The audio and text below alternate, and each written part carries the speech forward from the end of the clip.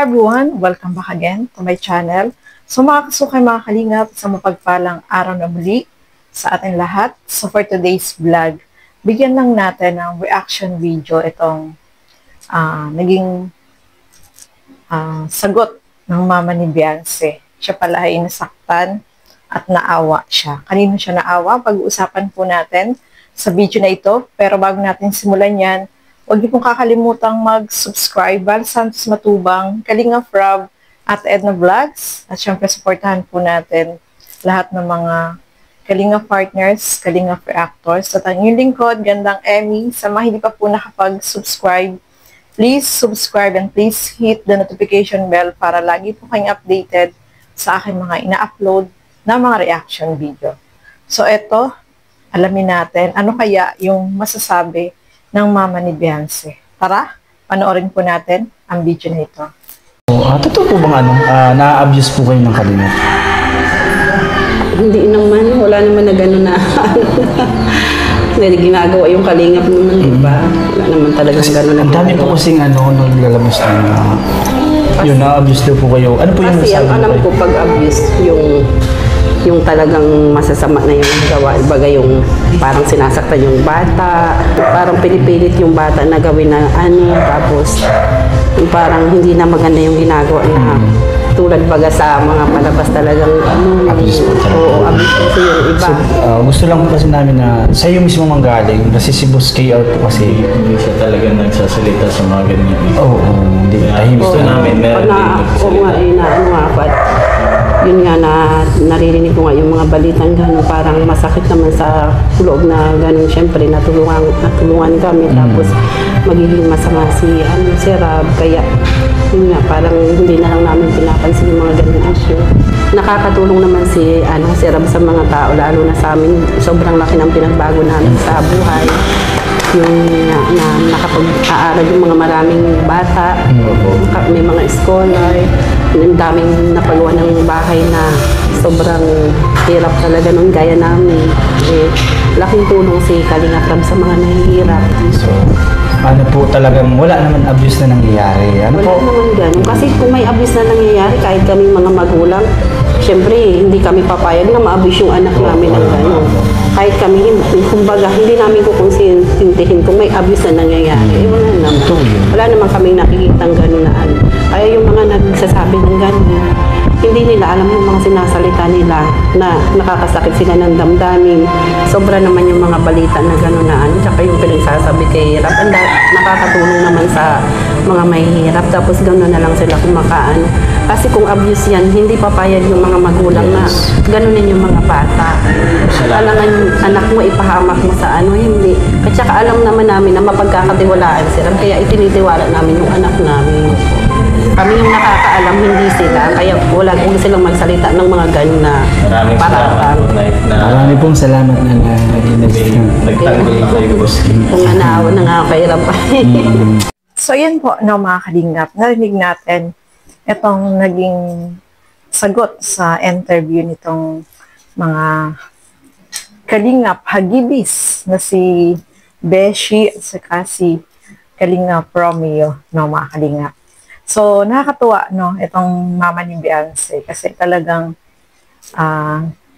sinasabi niya dyan na walang pang-aabuso na nagaganap dito sa Kalingap. Especially dito kay Beyonce, mga kalingap. Kasi kung merong mga ganon na nangyayari is sila mismo mga gulang, ay hindi naman papayag na ganon ang gawin sa kanilang anak, Kaya sabi niya is walang pang-aabuso na nangyayari dito sa Kalinga.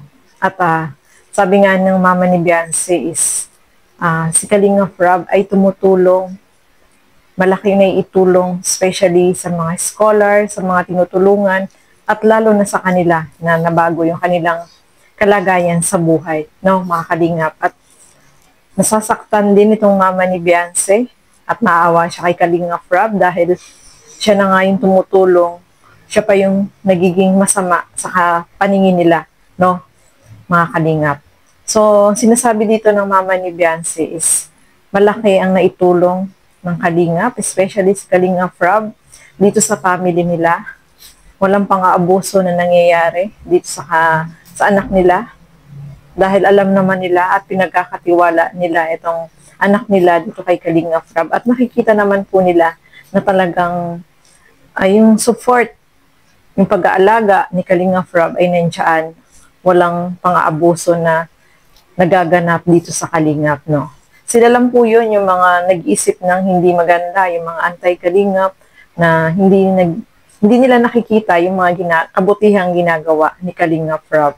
Puro ang nakikita nila yung paninira, mga negatibo na dapat ang pagtuunan nila ng pansin yung mga positibong nagagawa ni Kalingap Rob, no?